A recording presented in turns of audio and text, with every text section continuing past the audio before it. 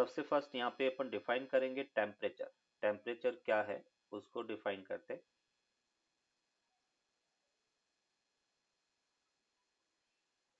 Temperature को हम कह सकते हैं the degree of hotness and coldness, the degree of hotness and coldness is called temperature.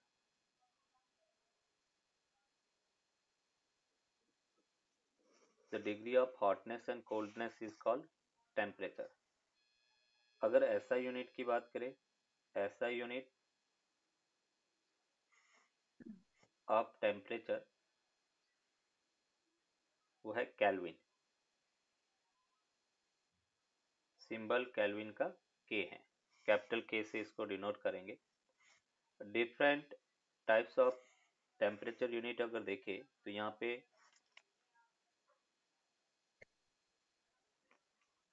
Different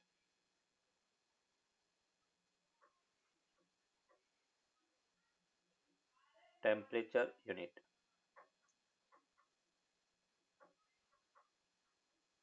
temperature measuring unit.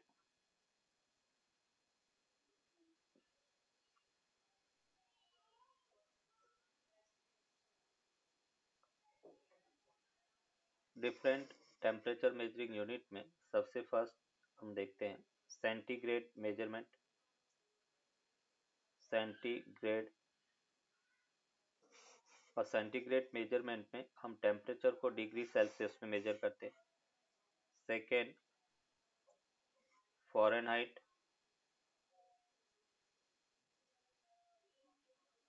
Fahrenheit and that is degree Fahrenheit. Third kelvin के। ये तीन type के measurement unit अपन यहाँ पे डिस्कस करेंगे। Centigrade में degree Celsius, Fahrenheit में degree Fahrenheit, kelvin को कैपिटल के से डिनोट करेंगे। अभी इसमें बेस क्या रखेंगे कि सेंटीग्रेड में सबसे फर्स्ट अपन बात कर रहे हैं फ्रीजिंग पॉइंट। वाटर के फ्रीजिंग पॉइंट और बॉइलिंग पॉइंट को अपन इसमें डिफाइन करेंगे। और सेकेंड है boiling point. Boiling point, freezing point जहाँ पे वाटर है वो फ्रीज करता है, तो सेंटीग्रेड में फ्रीजिंग पॉइंट को 0 डिग्री सेल्सियस लेते हैं, बॉइलिंग पॉइंट को 100 डिग्री सेल्सियस लेते हैं। मतलब क्या किया, एक सेंटीग्रेड थर्मोमीटर लिया, उसमें जब वाटर फ्रीज होता है उसको 0 मार्क कर दिया, और जिस टेम्परेचर पर वाटर बॉयल होता है उसको 100 मार्क कर दिया, और टोटल जो है वो 100 डिवीजन में इक्वली डिवाइड कर दिया। 0 और 100 को 100 पार्ट में डिवाइड कर दिया। तो इस टाइप से अपन कह रहे कि इसके बीच में जो भी टेम्परेचर आता है वो उसका इक्विवेलेंट टेम्परेचर माना जाएगा। डिग्री फ़ारेनहाइट की अगर अपन बात करें तो फ़ारेनहाइट के अंदर फ्रीजिंग पॉइंट 32 डिग्री फ़ारेनहाइट होता है। फ्रीजिंग पॉइंट को 32 डिग्री लिया और बॉइलिंग पॉइंट को 212 डिग्री फ़ारेनहाइट लिया, और टोटल 180 डिवीजन में डिवाइड कर दिया। 212 माइनस 32 करेंगे तो टोटल 180 इक्वल डिवीजन में इसको डिवाइड किया। फिर केल्विन में फ्रीजिंग पॉइंट को 273.15 केल्विन लिया और बॉइलिंग पॉइंट को 373.15 केल्विन लिया, और इस पूरे को 100 इक्वल पार्ट में डिवाइड कर दिया। तो freezing point 0 degree Celsius, boiling point 100 degree Celsius, उसको 100 पार्ट में डिवाइड किया, और फ़ारेनहाइट का freezing point 32 degree, boiling point 212 degree Fahrenheit, और टोटल 180 में डिवाइड किया। और केल्विन के अंदर फ्रीजिंग पॉइंट 273.15 केल्विन होता है और बॉइलिंग पॉइंट 373.15 केल्विन होता है, और टोटल 100 है। नेक्स्ट बेटा इसमें अपन देखेंगे absolute zero temperature. Absolute zero temperature, absolute zero temperature एक हाइपोथेटिकल टेम्परेचर है दैट डिफाइंड बाय केल्विन, और एब्सोल्यूट जीरो टेम्परेचर होता है 0.00 केल्विन।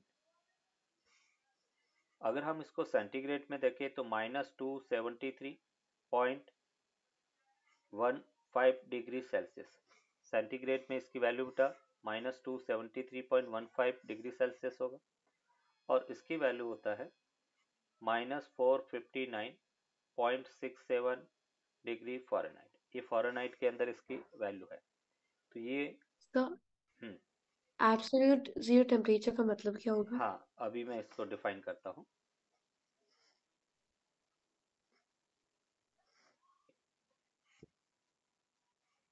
तो नेक्स्ट हम देखेंगे conversion of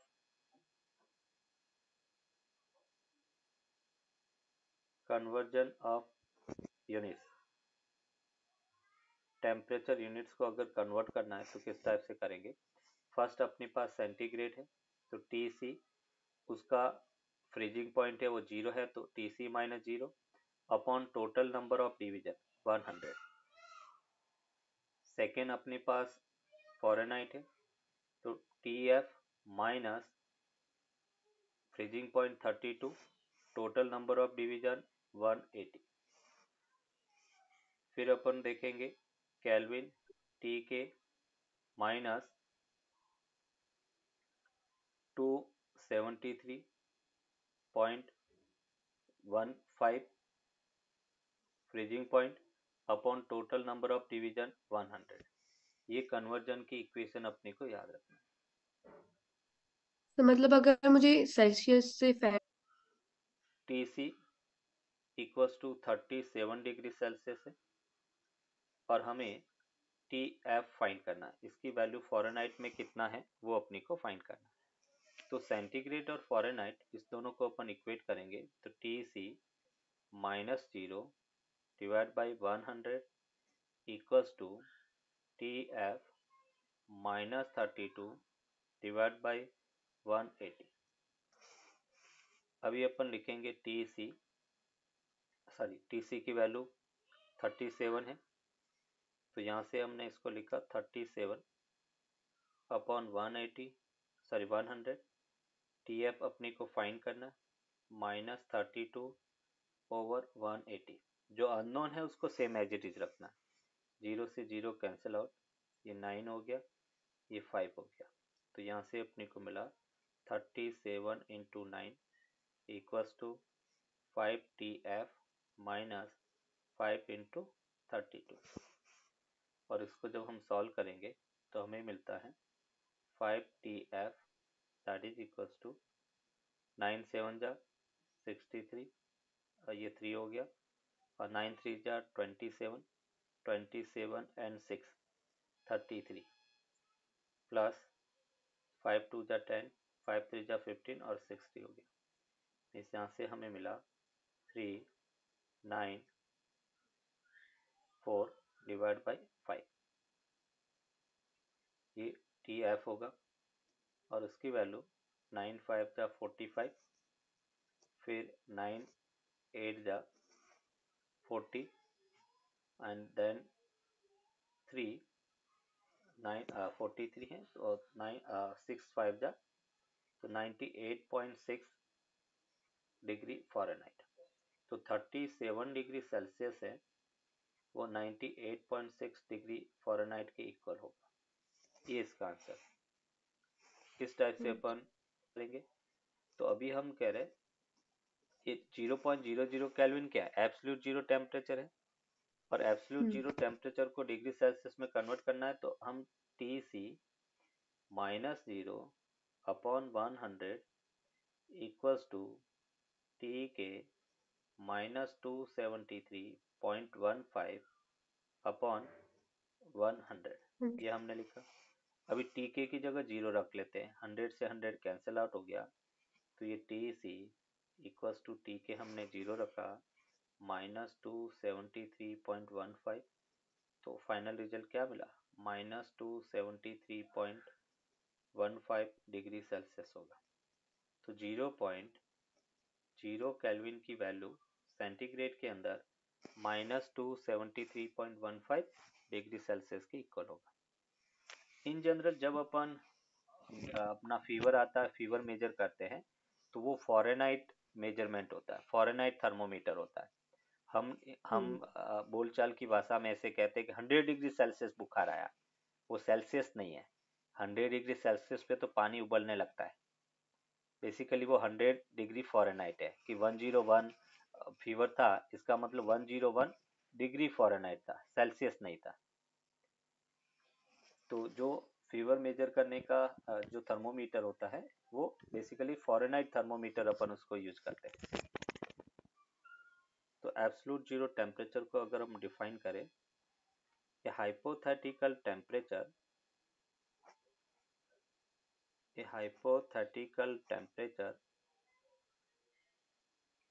defined by Kelvin, एक hypothetical temperature that is defined by Kelvin. और टेम्परेचर है क्या, तो at absolute zero temperature,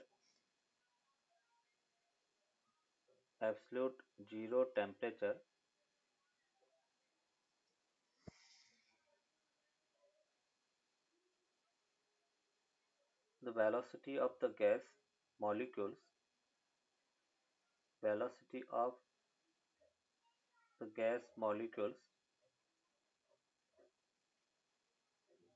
becomes zero। In general gas molecule से वो मोशन करते, कोई न कोई उसकी वेलोसिटी होगी। और हम कह रहे हैं कि वेलोसिटी ऑफ गैस मॉलिक्यूल जिस टेम्परेचर पे जीरो हो जाए, पूरी की पूरी गैस फ्रीज हो जाए, उस टेम्परेचर को अपन एब्सोल्यूट जीरो टेम्परेचर कहेंगे। बट प्रैक्टिकली ऐसा पॉसिबल नहीं है। तो हम कह रहे हैं at absolute zero temperature the velocity of the gas molecules becomes zero.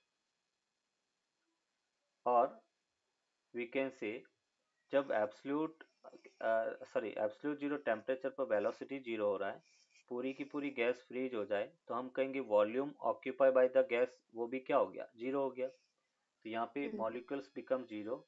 और वी कैन से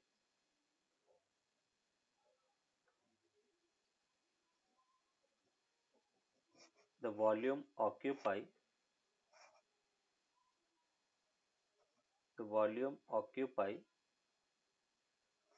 by the gas molecules also becomes zero।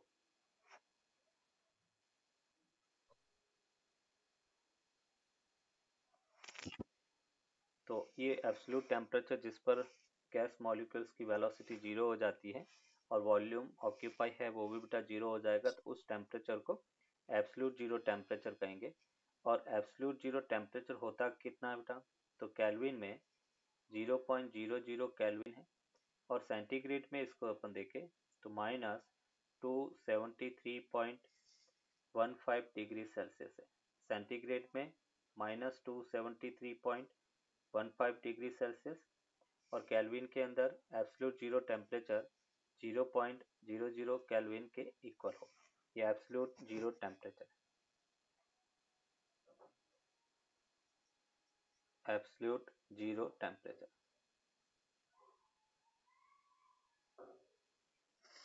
अभी एब्सोल्यूट जीरो टेम्परेचर के बाद में हम यहाँ पे डिफाइन करेंगे दैट इज फेज डायग्राम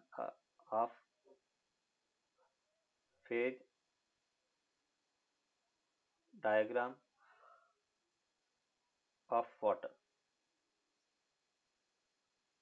और फेज डायग्राम ऑफ वाटर में हम एक ट्रिपल पॉइंट डिफाइन करेंगे। पहले ट्रिपल पॉइंट डिफाइन कर लेते। ट्रिपल पॉइंट होता क्या,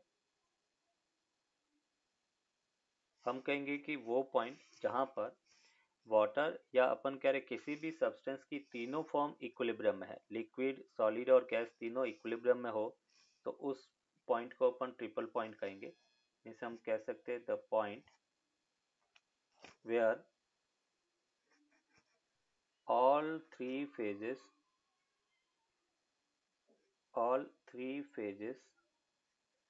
of the point where all three phases of the substance remains in equilibrium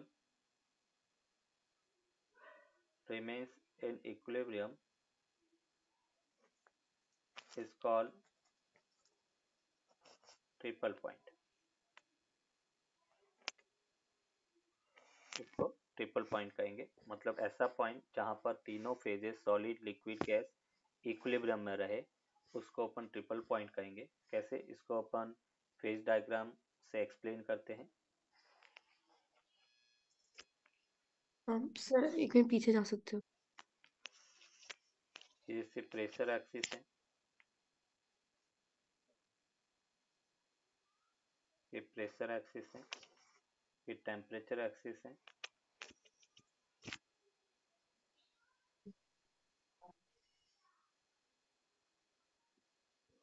ये इस टाइप से फेज डायग्राम होगा। ये पॉइंट है जहां पर सॉलिड लिक्विड और गैस तीनों इक्विलिब्रियम में रहते हैं, उसको ट्रिपल पॉइंट कहेंगे। ये ट्रिपल पॉइंट टेम्परेचर है। ये वाटर की अपन फेज डायग्राम ड्रॉ कर रहे हैं। ये ट्रिपल पॉइंट प्रेशर है, इसको अपन कहेंगे ट्रिपल पॉइंट। ट्रिपल पॉइंट, ये आइस है, ये लिक्विड है मतलब वाटर फेज है, और ये वेपर फेज है। वेपर, आइस, वाटर और वेपर, ये इस पॉइंट पर इक्विलिब्रियम में रहेगा। ये जैसे 1 एटमॉस्फेरिक प्रेशर है,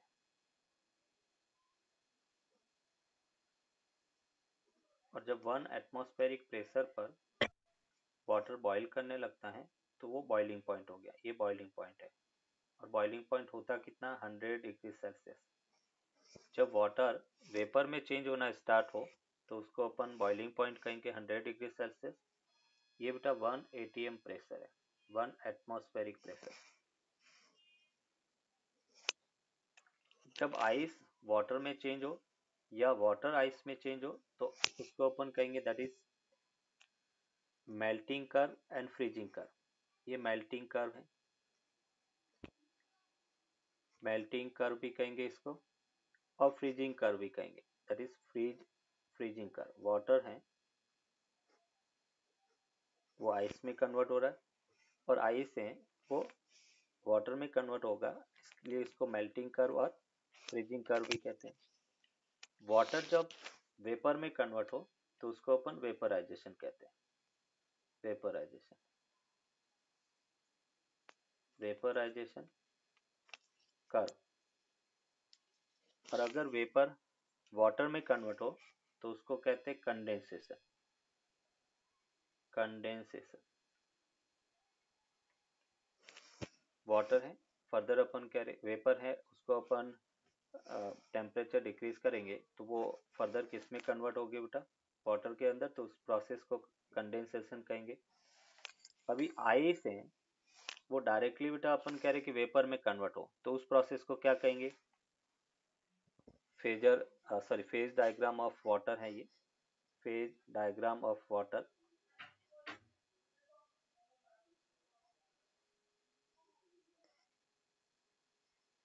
phase diagram of water, water की तीनों फेजेस को अपने दिखाया है। यहाँ पे एक पॉइंट जैसे ट्रिपल पॉइंट है, तो ट्रिपल पॉइंट ऑफ वाटर अगर देखें, ट्रिपल पॉइंट ऑफ वाटर और ट्रिपल पॉइंट ऑफ वाटर में सबसे फर्स्ट अगर ट्रिपल पॉइंट टेम्परेचर देखें तो टेम्परेचर होता है 0.01 डिग्री सेल्सियस। ये ट्रिपल पॉइंट टेम्परेचर है, और उसको कैल्विन में लिखेंगे तो 273.16 कैल्विन। ये ट्रिपल पॉइंट टेम्परेचर है।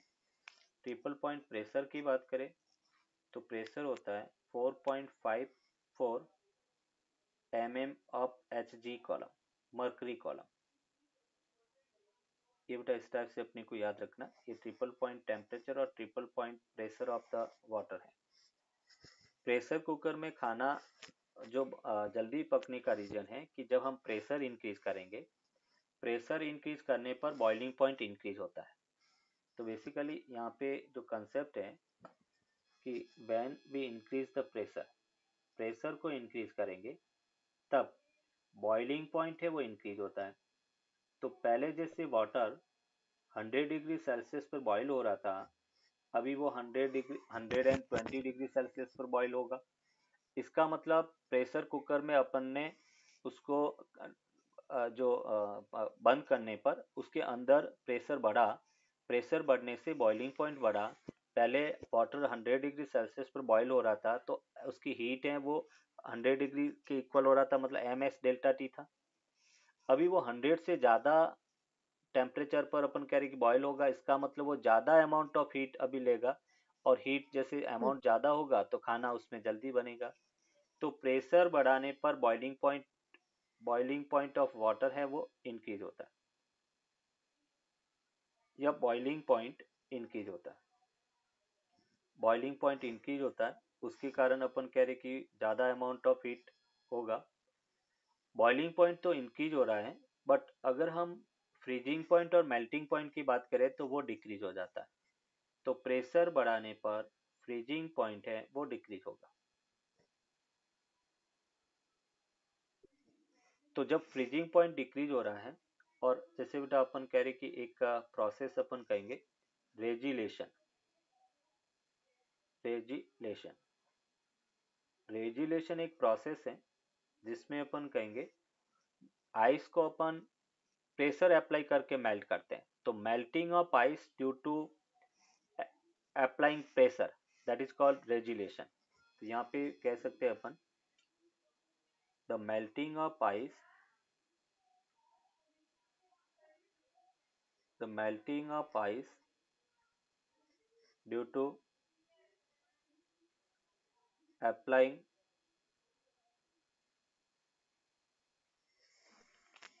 pressure is called रेजिलेशन।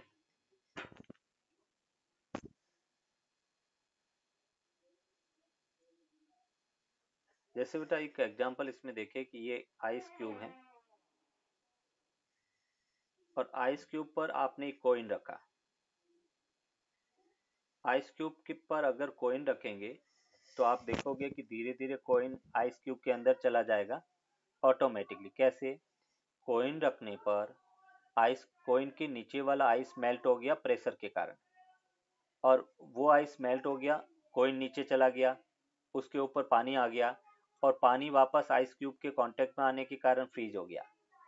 तो जो हम्म, आइस प्रेशर के कारण मेल्ट हुआ था उस प्रोसेस को, और फर्दर अपन कह रहे कि जैसे प्रेशर कम हुआ आइस वापस फ्रीज हो गया, इसी प्रोसेस को अपन रेजिलेशन कहेंगे। तो melting of ice due to applying pressure is called regelation. जैसे कोई भी आइस क्यूब है, अगर हम वहाँ पे कांटेक्ट में अपन हाथ लगाएंगे तो वहाँ से पानी मतलब वो मेल्ट होना स्टार्ट हो जाता है। तो एक तो प्रेशर के कारण हुआ, हालांकि अपनी बॉडी है उसमें हीट है तो एक हीट के कारण उसका मेल्ट हो रहा है। बाकी अपन कह रहे कि अगर कोई दूसरी बॉडी कोई भी बॉडी रखे जिसका अपन कह रहे कि खुद का कोई टेम्परेचर नहीं रहता है, तो उसके कारण प्रेशर के कारण वो आइस मेल्ट होता है, उस प्रोसेस को अपन रेजुलेशन कहेंगे। और प्रेशर बढ़ने पर बॉइलिंग पॉइंट बढ़ता है, एक ही याद रखना। तो जो प्रेशर कुकर है वो इस कंसेप्ट पे वर्क करता है। प्रेशर कुकर है that works on this concept. और जो रेजुलेशन अभी मैंने एग्जांपल दिया that works on this pressure this concept, कि प्रेशर बढ़ाने पर फ्रीजिंग पॉइंट डिक्रीज होता है, मेल्टिंग पॉइंट डिक्रीज होगा, मतलब आइस जल्दी मेल्ट होने लगता है। तो ये फेज डायग्राम ऑफ वाटर था। वाटर का तीनों फेजेस लिक्विड गैस किस टाइप से इक्विलिब्रियम में रहता है और ट्रिपल पॉइंट क्या है वो अपने डिफाइन किया। क्लियर बेटा? यहाँ तक अपन डिफाइन करेंगे।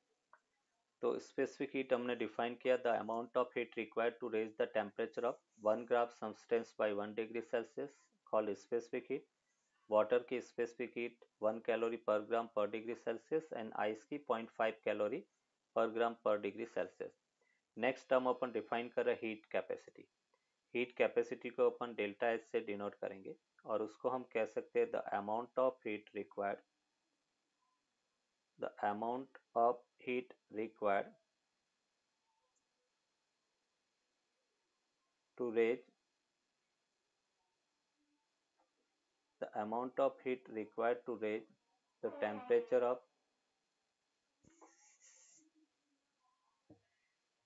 m gram substance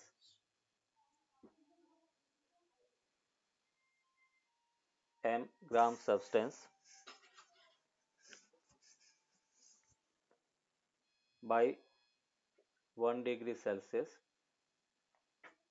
is called heat capacity. Heat capacity means हम ये कह सकते हैं कि हीट कैपेसिटी जैसे एम है, मास एम है और उसका टेम्परेचर 1 से अगर इंक्रीज करेंगे तो हम कह सकते हैं M into S, mass into specific heat, वो हीट कैपेसिटी होगा। क्योंकि 1 ग्राम सब्सटेंस का हीट रिक्वायर्ड है वो एस है, स्पेसिफिक हीट के बराबर है। तो हमें m ग्राम सब्सटेंस के लिए चाहिए तो हमने क्या किया, m को s से मल्टीप्लाई कर दिया। To raise the temperature of m gram substance by 1 degree Celsius is called heat capacity. और हीट कैपेसिटी को अगर हमें डिफाइन करना तो हम कहेंगे मास इंटू स्पेसिफिक हीट। अगर सिंपल हीट कैपेसिटी को हम लिखना चाहे तो हम कह सकते हैं कि मास into specific heat, specific heat, और उसको अपन कहेंगे कि कैलोरी पर डिग्री सेल्सियस। 1 डिग्री सेल्सियस किसी मास m का टेम्परेचर राइज करना है तो उसके लिए रिक्वायर्ड हीट है, उसको हीट कैपेसिटी कहेंगे। हीट कैपेसिटी के बाद में हम एक टर्म डिफाइन करेंगे, amount of heat.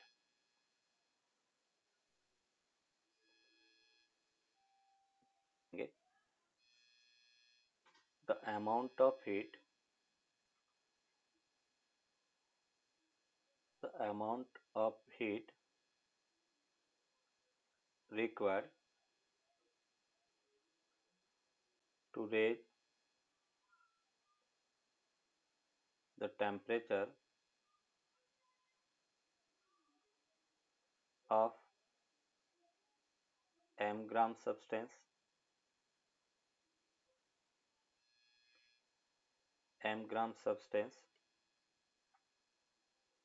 by delta T degree Celsius is called total amount of heat।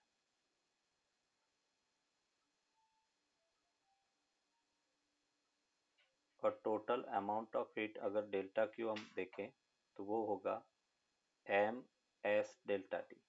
Total amount of heat का formula M S delta T, और उसको अपन लिख सकते हैं heat capacity into delta T. Total amount of heat का अगर हम यूनिट देखें, प्रैक्टिकल यूनिट देखें, ऐसा यूनिट तो जूल होता है, ऐसा यूनिट वो जूल है, बट प्रैक्टिकल यूनिट कैलोरी में अपन हीट को मेजर करते हैं। प्रैक्टिकल यूनिट ऑफ हीट वो कैलोरी है, और कैलोरी इसको शॉर्ट में अपन CAL लिखेंगे, और 1 calorie that is equals to 4.18 joule के इक्वल होता है। 1 कैलोरी जो हीट है वो 4.18 जूल के इक्वल होगा। तो ये टोटल अमाउंट ऑफ हीट है। नेक्स्ट एक टर्म अपन डिफाइन करेंगे, that is latent heat. Latent heat, latent heat को अपन L से डिनोट करेंगे। लेटेंट हीट होती क्या है, तो the amount of heat required,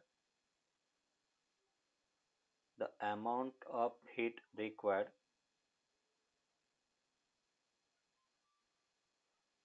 the amount of heat required to change the phase of 1 gram substance, change the phase of 1 gram substance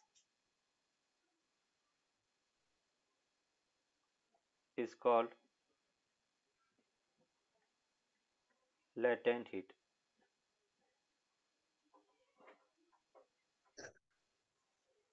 तो latent heat क्या, the amount of heat required to change the phase of 1 gram substance is called latent heat. अभी जैसे phase जब change होता है बेटा, तो temperature change नहीं होता, कांस्टेंट टेम्परेचर पर फेज चेंज होगा। जैसे water ice to sorry ice है वो वाटर में कन्वर्ट होगा, तो अपन कह रहे कि वो 0 डिग्री सेल्सियस पर कन्वर्ट होता है, टेम्परेचर कांस्टेंट रहता है। जैसे वाटर वेपर में कन्वर्ट होता है, तो वो 100 डिग्री सेल्सियस पर अपन कह रहे कि वेपर में कन्वर्ट होगा, मतलब टेम्परेचर कांस्टेंट होगा। तो यहाँ पे अपन कह रहे when any substance any substance changes its phase its phase then the temperature remains constant remains constant। Temperature है वो कांस्टेंट रहेगा जब अपन कह रहे कोई सब्सटेंस फेज चेंज करेगा। अभी जैसे यहाँ पे एग्जांपल अपन देखे, फॉर एग्जांपल आई से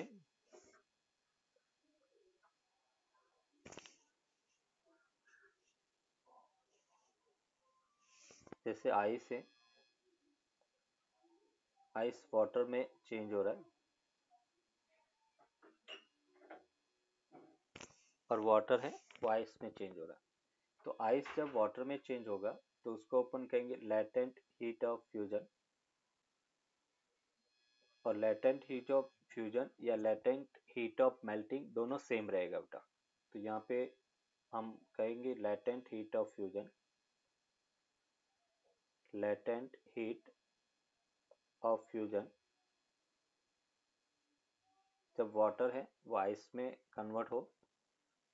लेटेंट हीट ऑफ फ्यूजन या लेटेंट हीट ऑफ मेल्टिंग दोनों बेटा सेम रहता है। तो यहाँ पे अपन लेटेंट हीट ऑफ फ्यूजन, अगर हम वाटर की बात करें तो ये हीट 80 कैलोरी पर ग्राम के इक्वल होता है।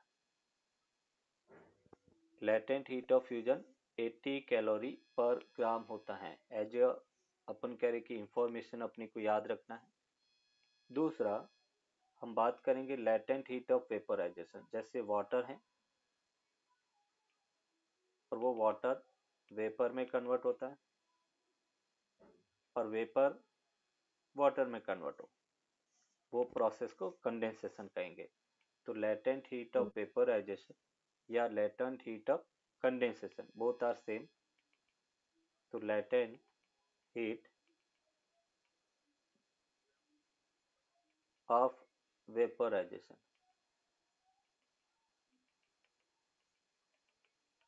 latent heat of vaporization for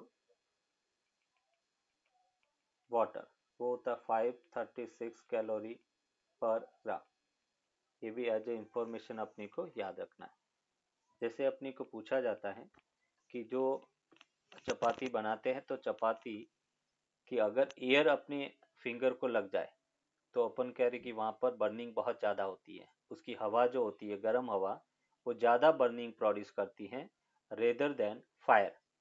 अगर हम आग में हाथ डालें तो भी इतनी अपने को बर्निंग नहीं लगेगी जितना कि अपन कह रहे कि उस चपाती के अंदर से जो एयर निकलती है वो। इसका रीजन क्या है? तो हम कहेंगे लेटेंट हीट ऑफ वेपोराइजेशन। जो चपाती के अंदर जो एयर होती है उसमें लेटेंट हीट ऑफ वेपोराइजेशन होती है।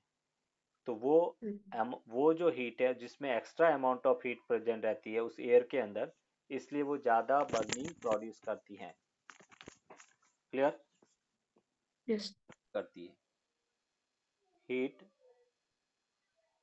सप्लाई है, अगर हम किसी सब्सटेंस को हीट सप्लाई करती हैं तो उसके दो काम होंगे। एक तो या तो वो टेम्परेचर को राइज करेगी,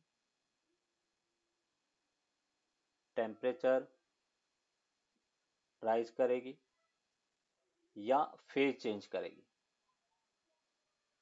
फेज चेंज, हीट सप्लाई करेंगे तो या तो टेम्परेचर इंक्रीज करेगी या फेज चेंज करेगी।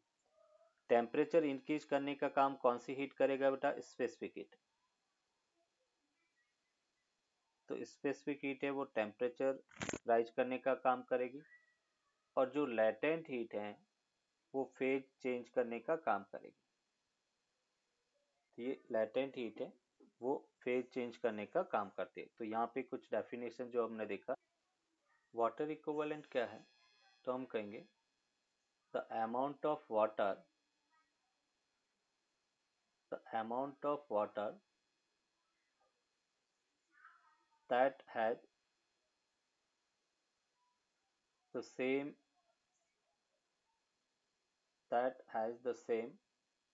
heat capacity as the given substance.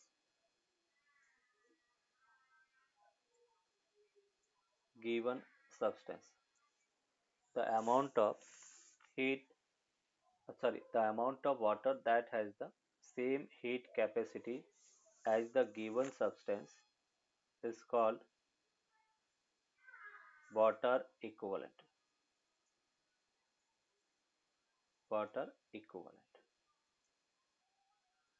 इस यहाँ पे सिंपल अपन कह सकते हैं, हमने कहा कि वाटर की हीट कैपेसिटी उस गिवन सब्सटेंस की हीट कैपेसिटी के इक्वल हो। वाटर की हीट कैपेसिटी MW/SW है, और सब्सटेंस की गिवन हीट कैपेसिटी MS/SS के इक्वल है। तो जो अमाउंट ऑफ वाटर है, वाटर का मास है, उसको अपन वाटर इक्विवेलेंट कहेंगे। तो ये MW जो है that is called water equivalent.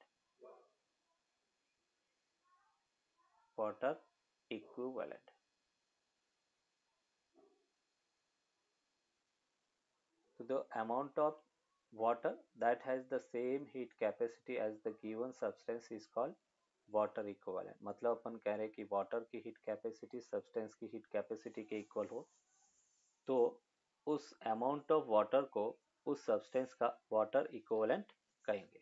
तो ये वाटर इक्विवेलेंट है, और इसमें अपने का MS that is mass of the given substance है, mass of the substance,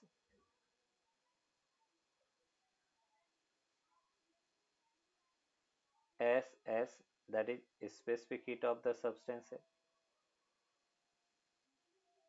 specific heat of the substance,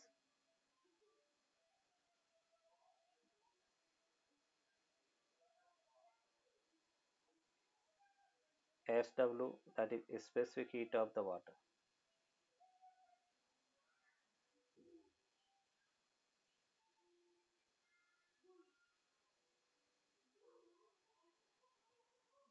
ये वाटर इक्विवेलेंट है।